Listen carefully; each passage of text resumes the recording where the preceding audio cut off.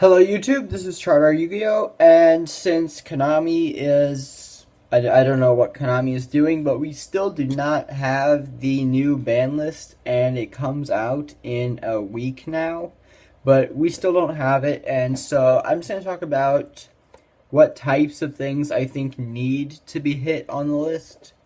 Not specific cards, but just general things that why a deck should be hit and why a deck should not be hit. And personally, I think that the first and foremost thing that should be hit is decks that limit player interaction.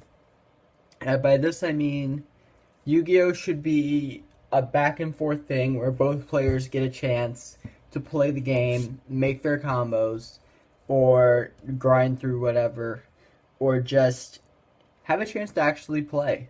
Decks such as Infernity or Herald of Perfection, decks like that just completely shut down an opponent. Infernity combo, spit out 4 to 5 Ixies, then their 3 breaks and barrier.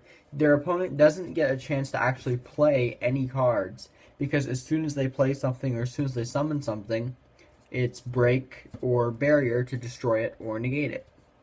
And the opponent just doesn't get a chance to play or do anything. Or Herald of Perfection, where if you set up a first turn lock or just summon the Herald of Perfection with 2 or 3 cards in your hand, every single card your opponent attempts to play is going to be negated. Now, I played Herald of Perfection for a very long time. It was the first competitive deck I played in Yu-Gi-Oh! I played Herald of Perfection Agents. And if you go back like 3 or 4 years now, you can see my old deck profiles for that. So I'm very guilty of this, but decks like that just, I don't think, need to exist compared to decks like Mermails and Shaddolls. And Shaddolls are a control deck, sure, but they don't completely lock out your opponent.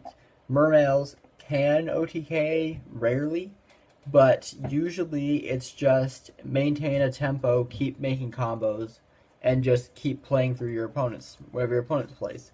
Decks like that, I don't have an issue with those. Satella Knights are probably the most current complete lockout deck we have, and that's just because they're capable. They have their 3 Stellar Nova Alpha, and they have so much back row, and they can side almost every floodgate in the game, like Macro, Defissure, Vanity's Emptiness, Skill Drain, Soul Drain, not Skill Drain, Soul Drain, and just you don't let your opponent do anything. And I think that decks like that, they're just not fun to play against, and since they're not fun to play against, they are bad for the game. So that's mostly what I think needs to be hit on the list. Decks that just completely lock out your opponent.